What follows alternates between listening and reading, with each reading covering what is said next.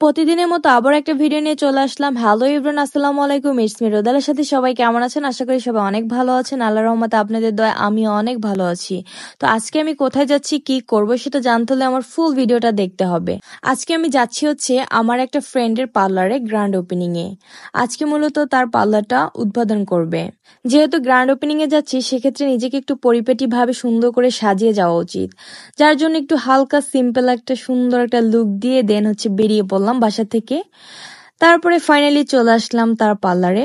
এসে দেখে আমার আরো দুইটা বান্ধবী আসছে, দেন তাদের সাথে আমার দেখা হলো। আর এটা হচ্ছে আমার সেই বান্ধবীর পার্লারের গলি, যেটা দিয়ে আমরা পার্লারে এখন প্রবেশ করব।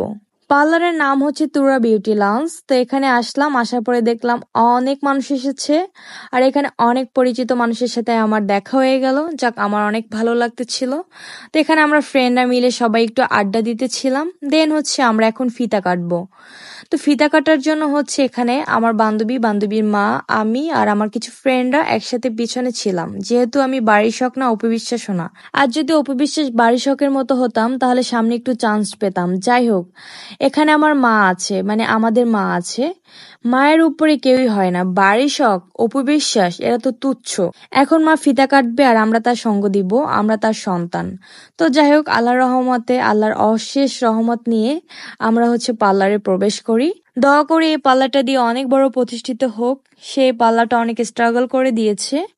পার্লারটা হচ্ছে Dhanmondi 15, 41 Mitali road, house number হচ্ছে 4/5। তার পার্লারের নাম হচ্ছে তুরা বিউটি লাউঞ্জ। অবশ্য তার নামের উপরে এই পার্লারটা, তার নাম হচ্ছে তুরা। তো তাকে আমি একটা ফুল দিয়ে উইশ করলাম যাতে নতুন বছর নতুন ভাবে সুন্দর ভাবে কাটে।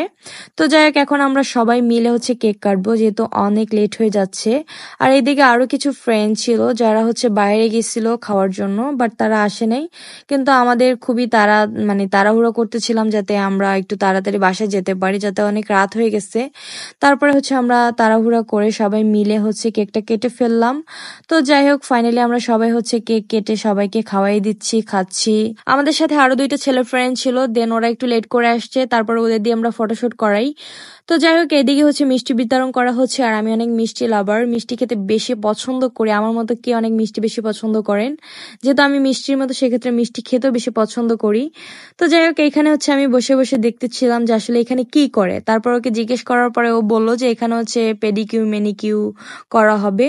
তো যাই হোক, এখনো পুরোপুরি সবকিছু কমপ্লিট হয় নাই। এখানে মেবি সোপা টোপা দিবে বসার জন্য, তো এখন পর্যন্ত দেয় নাই। পার্লারটা এত সুন্দর করে ডেকোরেশন করেছে, আলহামদুলিল্লাহ আমার কাছে খুবই ভালো লেগেছে। এখানে কাস্টমার এসে যদি সে সার্ভিস নেয় অনেক স্যাটিসফাই হবে। তো আপনারা অবশ্যই আসবেন তুরা বিউটি পার্লারে। তো এখান থেকে বিদায় নিয়ে চলে গেলাম পিজুতে। পিজুতে আসার একটাই কারণ, ধানমন্ডি পিজুটা খুবই ফেমাস। আর ওদের পিজে এত মজা হয়, মানে খুবই ভালো লাগে। তো আজকে কেন জানি খুব ইচ্ছা করতেছিল যে একটা পিজ্জা খাই। তো আমার বান্ধবীকে বলতেছিলাম, তো বান্ধবী বললো চল যাই আমরা একসাথে।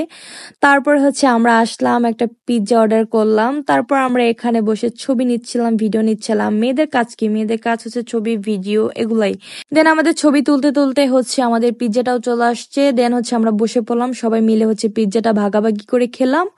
দেন এখন বাসায় চলে যাব, কারণ অনেক রাত হয়ে গেছে। দেন পিজ্জা থেকে বের হলাম, বের হওয়ার পরে কোনো কিছু পাচ্ছিলাম না। দেন একটা অটো রিক্সা পেয়েছি, সেখানে আমরা 3 জন উঠেছি। কি আর করার, কারণ কোনো কিছু না থাকলে যেটা হয় আর কি। তো আমি সামনে বসেছি, কারণ আমি একটু বেশি ফাজলামি করি তাই।